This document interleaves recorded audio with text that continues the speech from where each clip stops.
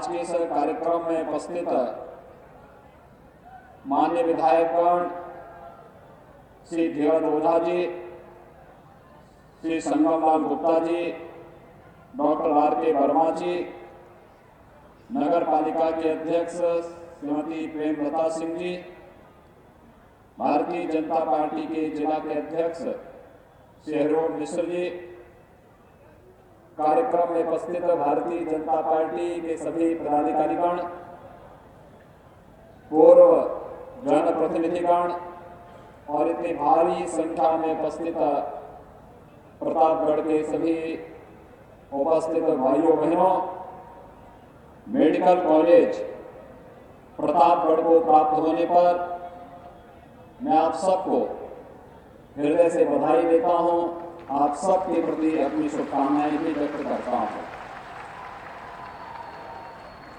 प्रतापगढ़ के लोगों ने अपनी मेहनत से, अपने पुरुषार्थ से आज जो दुनिया के सामने आंवले की खेती के माध्यम से लोगों को स्वावलंबन की ओर अग्रसर बढ़ने के लिए, और आंवला जो अपने आप में विटामिन से भरपूर होता है, कई गुणों से युक्त होता है, उसकी खट्टी मीठी और कड़वी मिठास को दुनिया तक पहुंचाने का कार्य किया है। हमारी सरकार ने भी वन डिस्ट्रिक्ट वन प्रोडक्ट की अपनी योजना में प्रतापगढ़ के लिए आंवले की खेती के साथ साथ उसके उत्पाद को भी प्राथमिकता देने का लक्ष्य निर्धारित किया है। और मैं आप सबसे इस बारे में अवश्य अपील करूंगा कि आंवले की खेती से कोई भागना मत। नई तकनीक का उपयोग करके उत्पादन को बढ़ाना और फिर उसके माध्यम से यहाँ के किसानों को, यहाँ के नागरिकों को, यहाँ के नौजवानों को स्वावलंबन की ओर अग्रसर करने के इस कार्यक्रम के साथ अगर आप सब जुड़ जाएंगे तो आपके जनपद की एक नई पहचान बन जाएगी। उस पहचान को बनाए रखने की आवश्यकता है और इस दृष्टि से आप सबके पूर्वजों को मैं नमन करता हूं जिन्होंने आंवले की खेती के माध्यम से प्रतापगढ़ को एक नई पहचान दिलाई। इस अवसर पर मैं आप सबको बधाई देता हूं मेडिकल कॉलेज मिलने पर। मैं जानता हूं प्रतापगढ़ में मेडिकल कॉलेज मिलना कितना कठिन कार्य था, किसी चुनौती से कम नहीं था, लेकिन आज अब प्रतापगढ़ भी कह सकता है कि प्रतापगढ़ में भी हम लोग मेडिकल कॉलेज प्रतापगढ़ के नाम पर जान पाएंगे। प्रतापगढ़ में आने वाले समय में जब यहाँ पर सत्र प्रारंभ होगा, पहला सत्र यहाँ से जब प्रारंभ होगा तो 100 छात्रों को यहाँ पर प्रवेश की सुविधा प्राप्त होगी। प्रतापगढ़ और आसपास के लोग भी सस्ते में मेडिकल की शिक्षा प्राप्त कर पाएंगे।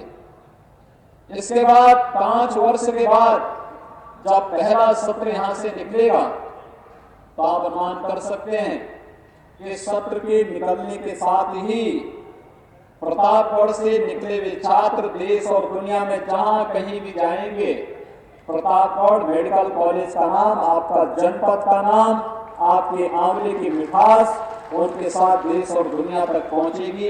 इस जनपद को एक नया पहचान उनके द्वारा दिलाया जाएगा। इसलिए एक बहुत बड़ा कार्य आज प्रतापगढ़ के लिए होने जा रहा है। एक सामान्य चिकित्सालय की अपनी उपयोगिता है, लेकिन मेडिकल कॉलेज में हम विशेषज्ञ चिकित्सा सुविधा तो देते ही हैं, साथ साथ भावी चिकित्सक भी वहां से पैदा करते हैं जो देश और समाज के सामने सेवा का एक उत्कृष्ट उदाहरण प्रस्तुत कर सकें। और इसलिए से प्रतापगढ़ को अवसर प्राप्त हो रहा है। दूसरा, मेडिकल कॉलेज का मतलब केवल मेडिकल फैसिलिटी और मेडिकल एजुकेशन ही नहीं है। एक मेडिकल कॉलेज का मतलब आप अनुमान कर सकते हैं प्रत्यक्ष स्वरूप से तो हजारों लोगों को उसके साथ नौकरी मिलती है, लेकिन अप्रत्यक्ष रूप से यहाँ पर हजारों लोगों को रोजगार भी इसके माध्यम से प्राप्त होगा। हॉस्टल यहाँ बनेंगे, डॉक्टर्स के रेजिडेंट बनेंगे, रेजिडेंट्स यहाँ पे उनके यहाँ पर बनेंगे, और भी तमाम प्रकार की जो सुविधाएं होंगी, वो मार्केट उससे चलता है, मार्केट पर उसका प्रभाव पड़ता है। यानी ये सीधे सीधे यहाँ के बाजार, यहाँ के रोजगार, यहाँ के स्वावलंबन के साथ जुड़ा हुआ एक बहुत बड़ा कार्य है। यहाँ पर 4th क्लास में, यहाँ पर पैरामेडिकल का, वार्ड बॉय का या नर्सिंग स्टाफ की नियुक्ति स्वाभाविक रूप से स्वतः ही यहाँ पर स्थानीय स्तर पर रोजगार का सृजन उससे होना है, तो लोगों को बड़ी राहत उससे प्राप्त होगी। इसलिए एक साथ मेडिकल कॉलेज के साथ ही तमाम अन्य परियोजनाओं का लोकार्पण और शिलान्यास का कार्यक्रम आज यहाँ पर संपन्न हुआ है। मैं इसके लिए आप सबको हृदय से बधाई देता हूं, अपनी शुभकामनाएं देता हूं। प्रतापगढ़ में मेडिकल कॉलेज का शिलान्यास हमारे लिए इसलिए भी महत्वपूर्ण है। आजादी के बाद बहुत सारे लोग आज मोदी जी के विकास के मॉडल पर हंसते हैं, खिल्ली उड़ाते हैं। इनको सोचना चाहिए, जो लोग मोदी जी के विकास के मॉडल की खिल्ली उड़ाते हैं, उनको पूछा जाना चाहिए कि मोदी जी मई 2014 में देश के प्रधानमंत्री बने। मई 2014 से और मार्च अब फरवरी 2019 के बीच मोदी जी ने अपने शासन काल में 55-56 महीनों में उत्तर प्रदेश को 13 मेडिकल कॉलेज, 2 एम्स, एक एम्स के समकक्ष संस्थान और एक कैंसर संस्थान दिया है। 1947 से 14 तक जिन लोगों ने 55 वर्षों तक देश के अंदर शासन किया, प्रदेश के अंदर शासन किया, समाजवादी पार्टी को 3 बार, बहुजन समाजवादी पार्टी को 3 बार और कांग्रेस ने सर्वाधिक समय तक प्रदेश के अंदर शासन किया। यह 67-68 वर्षों तक उत्तर प्रदेश के अंदर केवल 13 मेडिकल कॉलेज बने थे, 13 मेडिकल कॉलेज, और मात्र 4 वर्ष के दौरान 13 नए मेडिकल कॉलेज मोदी जी ने उत्तर प्रदेश को उपलब्ध कराए हैं। 3 एम्स उपलब्ध कराए हैं और एक कैंसर संस्थान भी उत्तर प्रदेश को उपलब्ध कराया है। यह है विकास की रफ्तार। जिनके एजेंडे में कभी विकास नहीं था, जिन्होंने विकास को संकीर्णता के दायरे में कैद करके रखा, जाति के आधार पर, मत और मजहब के आधार पर, वे लोग आज विकास की खिल्ली उड़ाते हैं। प्रधानमंत्री किसान सम्मान योजना लघु और सीमांत किसानों को एक नया जीवन दान देने के समान है, उनके चेहरे पर खुशहाली आने के समान है। जिन्होंने देश को लूटा है, जिन्होंने प्रदेश को लूट करके बर्बाद किया है, वे लोग विकास के बारे में जानेंगे क्या? एक गरीब की पीड़ा को वे कैसे पहचान सकते हैं? गरीब की पीड़ा को वही पहचान सकता है जिसने गरीबी स्वयं झेली हो, नजदीक से महसूस किया हो, उसको स्वयं देखा हो। वही गरीब की पीड़ा को जान सकता है, देख सकता है। और इसीलिए मोदी जी ने जब 6000 रुपए लघु और सीमांत किसानों को प्रतिवर्ष देने की घोषणा की, तो राहुल गांधी इस पे हंसे थे। हम पूछना चाहते हैं राहुल गांधी से, 55 वर्षों तक कांग्रेस ने देश में शासन किया, उत्तर प्रदेश में शासन किया, क्या किया उन्होंने किसानों को? न सिंचाई दी, न बिजली दिया, न पानी दिया, न गरीबों को आवास दिए, न वृद्धजनों को पेंशन दिया, न विधवाओं को पेंशन दिया, न दिव्यांगजनों को पेंशन दिया, न किसानों के कल्याण के लिए कोई कार्य योजना बनाई, और न ही प्रोक्योरमेंट की कोई योजना बनाई।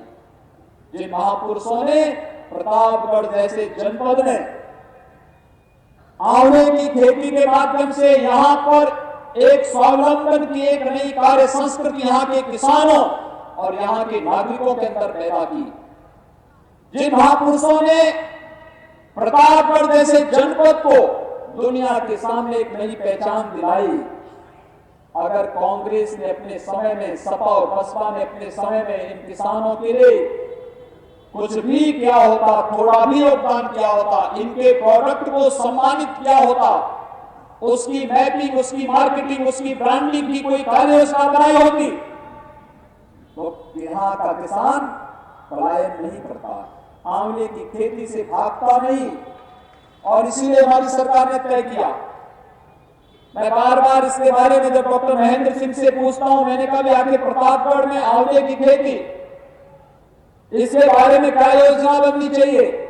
ये लोग जब इस बात को बताते हैं, यहाँ के जनप्रतिनिधियों से जब मैं बात करता हूं, लोग बताते हैं, मुझे एक प्रकार की संतुष्टि होती है कि हमने वन डिस्ट्रिक्ट वन प्रोडक्ट की अपनी विशिष्ट कार्य योजना में प्रतापगढ़ को आंवले की खेती के साथ जोड़ करके इसको हमने अंतर्राष्ट्रीय स्तर पर एक बाजार उपलब्ध कराने का निर्णय भी किया है। कौन ऐसा व्यक्ति होगा जो आंवला न खाना पसंद करता, आंवले का अचार हो, आंवले का मुरब्बा हो, आंवले की चटनी हो, आंवले से बनने वाले तमाम उत्पाद हो। कहां नहीं इसका मार्केट है, पूरी दुनिया इसकी मार्केट है। और मैं मानता हूं दुनिया तो छोड़िए, उत्तर प्रदेश अपने आप में दुनिया का सबसे बड़ा मार्केट है। 23 करोड़ की आबादी का मार्केट उत्तर प्रदेश में आपके पास मौजूद है। आपको दुनिया के अंदर कहीं जाने की आवश्यकता ही नहीं, आपका मार्केट तो स्वयं उत्तर प्रदेश है। और उत्तर प्रदेश इतना बड़ा मार्केट दुनिया में और कहीं नहीं मिल सकता। अगर इन किसानों के बारे में कुछ करने का प्रयास किया होता कांग्रेस ने, सपा ने, बसपा ने, तो संभवतः ये किसान खुशहाल होता, इनके जीवन में खुशहाली होती, इनके चेहरे पर खुशहाली होती, लेकिन कभी नहीं किया। प्रधानमंत्री किसान सम्मान निधि की घोषणा के बाद राहुल गांधी ने टिप्पणी कर दी, ये किसानों का अपमान है, ये किसानों का अपमान है। इस देश के उन 12 करोड़ किसानों का अपमान है जो इस योजना से लाभान्वित होने जा रहे हैं। इससे पहले हम लोगों ने जब किसानों का कर्ज माफ किया था, तब कर्ज माफी के समय भी सपा बसपा ने टिप्पणी की थी। इनके समय में किसानों का शोषण हुआ था, कई वर्षों से गन्ना मूल्य का भुगतान नहीं हो पाया था, उनकी उपज को नहीं खरीदा जाता था। हमारी सरकार आज गर्व के साथ कह सकती है कि हमने किसानों के धान और गेहूं को, दलहन और तिलहन को और आलू का भी समर्थन मूल्य देकर के किसान को खुशहाल करने का कार्य हमारी सरकार ने किया है, मोदी जी की सरकार ने किया है। गन्ना किसानों का मार्च 2017 से और कल तक हमारी सरकार ने 55,000 करोड़ रुपए से अधिक गन्ना मूल्य का भुगतान गन्ना किसानों के खाते में सीधे डलवाने का कार्य किया है। 55,000 करोड़, अनुमान करिए 55,000 करोड़ की राशि देश के अंदर बहुत सारे राज्यों का साल भर का बजट है, और इतनी राशि हम केवल किसानों के खाते में, गन्ना किसानों के खाते में उनकी गन्ना मूल्य का भुगतान करवाए हैं। ये उत्तर प्रदेश की धरती बहुत कुछ कर सकती है, बहुत कुछ दे सकती है, बहुत कुछ इसके माध्यम से किया जा सकता है। और वही कार्य आज विकास की जब योजनाएं आगे बढ़ रही हैं, मोदी जी ने विकास का एजेंडा दिया, विकास के उसी एजेंडे को लेकर के हम लोग यहां पर कार्य कर रहे थे। मैं अभी वही पूछ रहा था आपके ग्राम्य विकास मंत्री डॉक्टर महेंद्र सिंह से, मैंने उनसे इस बारे में पूछा, मैंने कहा भी आखिर आपने कितने प्रधानमंत्री आवास अपने प्रतापगढ़ में दिए। आखिर प्रतापगढ़ में उन्होंने जन्म लिया तो प्रतापगढ़ की धरती का कुछ तो उन पर ऋण है। और मुझे बताते हुए प्रसन्नता है कि प्रधानमंत्री आवास योजना में आपके इसी जनपद में पैदा हुए डॉक्टर महेंद्र सिंह, जो हमारे इस समय ग्राम्य विकास मंत्री हैं, डॉक्टर महेंद्र सिंह जी ने जो मुझे आंकड़े दिए और जिला प्रशासन ने जो आंकड़ा दिया, अकेले आपके जनपद को 52,451 आवास अकेले आपके प्रतापगढ़ जनपद को मिले हैं। 52,451 आवास। और मैं दावे के साथ कह सकता हूं, इतना आवास प्रतापगढ़ जनपद को आजादी के बाद किसी भी सरकार ने नहीं दिए होंगे, जितना कि हमारी सरकार ने 1.5 वर्ष, पौने 2 वर्ष के दौरान आपके जनपद को दिए हैं। हमने इसमें कोई भेदभाव नहीं किया, हमने जाति के आधार पर किसी को नहीं देखा, हमने क्षेत्र और मजहब नहीं देखा, हमने ये नहीं देखा कि किसको मिलना, जो पात्रता रखता है उस हर व्यक्ति को प्रधानमंत्री आवास योजना में आवास दिया है। जो बचे होंगे उनको भी आने वाले समय में हम आवास उपलब्ध कराएंगे, लेकिन 2022 तक हर गरीब के सिर को ढकने के लिए छत देने का कार्य करेंगे। शहरी क्षेत्र में भी 1958 लोगों को अब तक आवास उपलब्ध कराया जा चुका है। सौभाग्य योजना के अंतर्गत निःशुल्क विद्युत कनेक्शन, कांग्रेस, सपा, बसपा, ये सब बदहाल का नाम है, अराजकता का नाम है, गुंडागिर्दी का नाम है। इन्होंने गुंडागिर्दी दी, अराजकता दी, बदहाली दी, गरीबी दी, लोगों को केवल आपस में लड़ाने का कार्य किया, गरीबों के घर में कनेक्शन नहीं दिया। उज्ज्वला योजना के रसोई गैस के कनेक्शन 15,000 20,000 रुपए देने पर नहीं मिलते थे, और आज तो मोदी जी ने घोषणा कर दी, हर गरीब को, हर दलित को, हर पिछड़ी जाति के व्यक्ति को जिसके पास रसोई गैस का कनेक्शन नहीं है, उस हर एक को निःशुल्क रसोई गैस का कनेक्शन हम उपलब्ध कराएंगे। 1,80,000 परिवारों को आपके प्रतापगढ़ में रसोई गैस का कनेक्शन मिला है, 1,80,000। और यही नहीं, विद्युत के कनेक्शन भी आपके जिले में 1,15,509 परिवारों को प्राप्त हुआ है। कितना बड़ा कार्य! एक जनपद के आंकड़े दे रहा हूं मैं, पूरे प्रदेश का नहीं। पूरे प्रदेश के अंदर तो अगर मैं रसोई गैस के कनेक्शन की बात करूं तो ये आंकड़े जाते हैं 1 करोड़ से ज्यादा। विद्युत के कनेक्शन 1 करोड़ से ज्यादा। प्रधानमंत्री आवास योजना में 20 लाख परिवारों को हम लोगों ने ग्रामीण और शहरी क्षेत्र में एक आवास उपलब्ध कराने का कार्य किया है। और शौचालय, ये स्वच्छ भारत मिशन का तो हिस्सा है ही, ये शौचालय हमारे नारी गरिमा का प्रतीक भी है। हम लोगों ने प्रदेश के अंदर 2 करोड़ 60 लाख परिवारों को अब तक एक शौचालय उपलब्ध कराने का कार्य भी किया है। और अगर आपके इस जनपद में आप देखेंगे, एक बड़ी संख्या में लाभार्थी हैं जिनको अब तक इन योजनाओं से लाभान्वित कराने का कार्य किया गया है। और इस योजना में अकेले आपके जनपद में 3,74,174 परिवारों को हम लोगों ने एक शौचालय ग्रामीण क्षेत्र में उपलब्ध कराया है, तो शहरी क्षेत्र में भी 7,421 परिवारों को ये योजना का लाभ उपलब्ध कराने का कार्य भी किया गया है। कितना बड़ा कार्य और किस द्रुत गति से इन कार्यक्रमों को आगे बढ़ाया गया है। आयुष्मान भारत में हर गरीब को स्वास्थ्य की सुविधा उपलब्ध कराना, गरीबी रेखा के नीचे जीवन यापन करने वाले परिवारों को 5 लाख रुपए तक की स्वास्थ्य बीमा का कवर प्रति वर्ष उपलब्ध कराना। ऐसा नहीं कि जिसको एक बार मिल जाए उसको अगला नहीं मिलेगा। अगर आपको एक साल में 5 साल की सुविधा का आपने उपभोग किया है, अगले साल फिर 5 साल की उपयोग 5 लाख रुपए की राशि का उपयोग करने का अधिकार फिर से आपको होगा। क्या कभी कोई मिल पाता था ऐसा? हम सबको कृतज्ञता ज्ञापित करनी चाहिए। और मैं मानता हूं हमारी संस्कृति है कृतज्ञता ज्ञापित करने की। जिसने हमारे लिए किया है हम उसके लिए करेंगे। कृतज्ञता प्रति कर्तव्यम ऐसा धर्म सनातन। सनातन धर्म क्या है? हनुमान जी जब प्रश्न करते हैं सनातन धर्म के बारे में, उत्तर आता है कि जिसने हमारे प्रति कोई उपकार किया है उसके प्रति कृतज्ञता ज्ञापित करना ही सनातन धर्म है। और इस सनातनता का उपदेश हम सबको इस रूप में है। मोदी जी ने किसानों का सम्मान किया, 12 करोड़ किसान और उत्तर प्रदेश के 2 करोड़ 14 लाख किसान इससे लाभान्वित हुआ है। इन किसानों को चाहिए कृतज्ञता ज्ञापित करे प्रधानमंत्री मोदी जी के प्रति। देश के अंदर 2.5 करोड़ परिवारों को एक आवास, इन परिवारों को चाहिए कृतज्ञता ज्ञापित करे प्रधानमंत्री जी के प्रति। 4 करोड़ परिवारों को विद्युत के निःशुल्क कनेक्शन, इन 4 करोड़ परिवारों को जातीयता से ऊपर उठ करके प्रधानमंत्री मोदी जी के प्रति आभार व्यक्त करना चाहिए, कृतज्ञता ज्ञापित करना चाहिए कि आजादी के बाद पहला कोई भारत माता का ऐसा सपूत देश का प्रधानमंत्री बना है जो हमारे लिए कुछ कर रहा है और हमें रसोई गैस का कनेक्शन उपलब्ध करवाया है। रसोई गैस के साथ विद्युत कनेक्शन उपलब्ध करा रहा है। 6.5 करोड़ परिवारों को निःशुल्क रसोई गैस का कनेक्शन।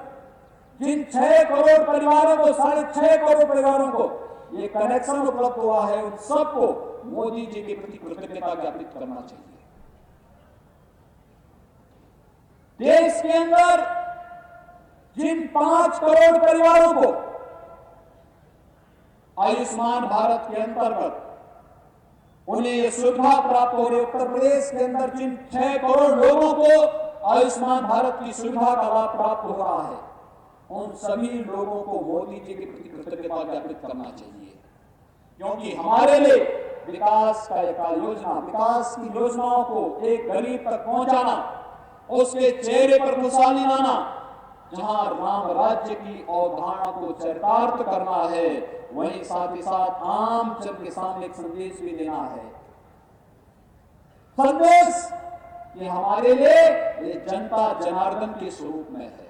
इसकी सेवा करना हमारा दायित्व है, हमारा नैतिक दायित्व है। अपने इस नैतिक दायित्व का हम पालन करेंगे, लेकिन साथ ही साथ हमारे लिए भी महत्वपूर्ण है कि अगर देश की सुरक्षा और संपूर्णता पर कोई खतरा पैदा होगा तो उसका मुंहतोड़ जवाब भी हमारी सेना देगी। और आज जिस प्रकार का जवाब पाकिस्तान को दिया जा रहा है, आपने देखा होगा कैसे कल पाकिस्तान के उन आतंकी कैंपों को हमारे बहादुर जवानों ने नष्ट किया है। सैकड़ों की संख्या में आतंकवादी मारे गए। 1.25 लाख से एक लड़ाऊं तो गोविंद सिंह नाम कहाऊं। आज मोदी जी ने इस उक्ति को चरितार्थ करने का कार्य किया है। अभिनंदन करिए प्रधानमंत्री मोदी जी का जोरदार करतल ध्वनि से कि प्रधानमंत्री मोदी जी ने देश का सम्मान और देश के स्वाभिमान को एक बार पुनः ऊंचा किया है। हम नमन करें अपने उन शहीदों को, जिन शहीदों ने देश की संप्रभुता को अक्षुण्ण बनाए रखने के लिए अपना सर्वस्व न्यौछावर किया। और हम सबको सैल्यूट करना चाहिए अपने उन बहादुर जवानों को, जिन्होंने पाकिस्तान के कायरों को खदेड़ करके एक बार पुनः भारत का लोहा दुनिया के अंदर बनाने का कार्य किया है। आज भी पाकिस्तान का एक फाइटर प्लेन भारतीय सीमा के अंदर घुसना चाहता था। हमारे बहादुर जवानों ने उसे ऐसा खदेड़ा कि वो क्रैशी हो गया, मर गया। पाकिस्तान ऐसे ही नष्ट होगा। पाकिस्तान ने जो बीज बोया है वो विनाश का ही बीज बोया है। पाकिस्तान का जन्म ही विनाश से हुआ है और वह अपने कुकर्मों से उस विनाश के गर्त की ओर स्वयं ही जा रहा है। उसको भेजने की आवश्यकता नहीं पड़ेगी। और मुझे लगता है हम एक बार पुनः इस बात को कह सकते हैं, भारत की 130 करोड़ जनता को गौरव की अनुभूति करनी चाहिए मोदी जी के नेतृत्व पर, और इस बात पर करनी चाहिए इस देश का यशस्वी नेतृत्व है तो भारत बाह्य रूप से भी सुरक्षित है, आंतरिक रूप से भी सुरक्षित है। भारत में विकास की बड़ी बड़ी परियोजनाएं बन रही हैं। आपने देखा होगा विकास का कार्य कैसे होता है। प्रयागराज में कुंभ चल रहा है। कुंभ का आयोजन कितनी भव्यता के साथ हो रहा है। प्रयागराज कुंभ में कितनी भव्यता, कितनी दिव्यता के साथ आयोजन हो रहा है। That Jaish-e-Mohammed intended to launch more attacks. Against this counter-terrorism action,